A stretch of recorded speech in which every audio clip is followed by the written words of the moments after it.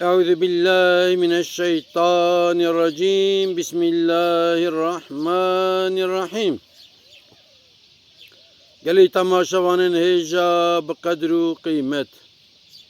Xwedayê Teala ji we razî be. Xwedayê Teala îşê welhev bîne. Xwedayê Teala huzûrê têke mala we, sıhhetê têke canê we, bereketê têke malê we. Xwedayê Teala li ahîretê we têke cennetê, li cennetê jî we têke cînarê Hazretî Resulullah aleyhissalatu vesselam.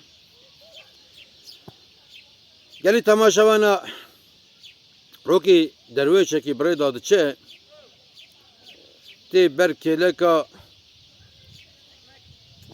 kaniyekî çûçik çak av jê diharike, kinkî avê bixwe, avê li wê kaniyê dixwe, û dinêre wa di wê kêlekê da kevrekî xweşik heye, radikê ku kevrê zümrüt e, kevrekî pir maqûl e, pir değera wî biha ye.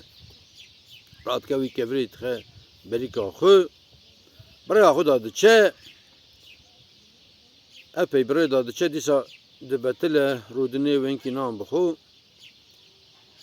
Türkiye xwe derdixe, eger nanî wî çitê da nanê xwe derdixe, dinêre yekî ku dîlenmiş dibe, yekî feqîrok awal wê derê, gazî wî dike dibe filan kes dibe tu jî were em tevî ev nan bixwin. De nanê me çi be têra min û te wê hebe înşallah teala.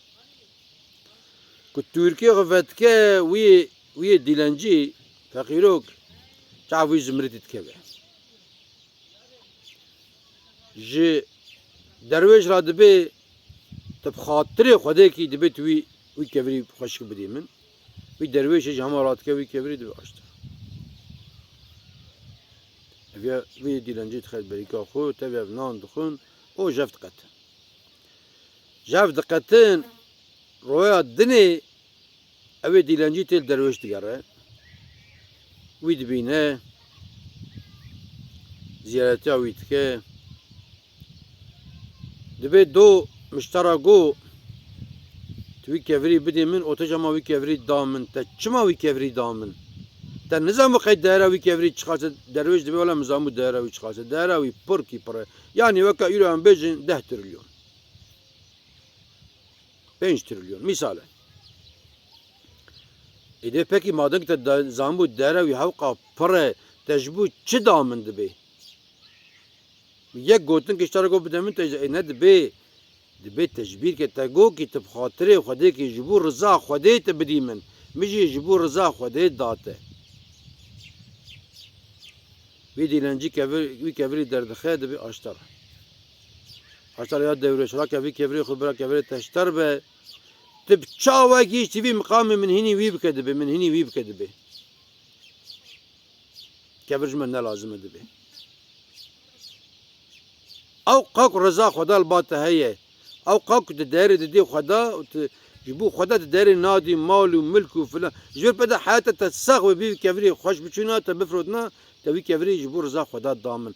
Ez hêvî wî sed rica dikim, tu min hînî wî tiştî bikî, tu bi çawekî ji vî miqamê tu min hînî wî bikî ku ez jî dev ji dinyayê berdim. Hema loqîna hene be ez bixwim besî min e. Ji xwe zê razim, razan ji xwe me nizane çi ye. û affedersin zê piştî werim tuwaletê, misalen tişkî zikim de jî namîne, tu min hînî wî awayî bikî. Îja xweda me bide xatirê wî derwêşî. Ew derwêş bi çi kişî miqamî? Xweda Qur'an da dibêje ki euzu billahi mineşşeytanirracîm. Bismillahirrahmanirrahim. Len tenalul birre hatta tunfiqu mimma tuhibbun. Hattanî tiştêk di dilê we de en şîrînin. Ji bo riza xwedê wî nedin, ne îmana ji dilê. Binê en tiştê şîrîn di dilê derwêş da wî zimritî bû. Belkî emrê xwe de hê nû mesele wê bikişna wê zengînî, wî dîlencî got tu bi xatirê xwedê tu bidî min ji bo xatirê xwedê hemen dayîke. Qet'iyen tereddüt nekir dayîke. Hewqak îmana derwêş saxlem e. İca gelî temaşavana.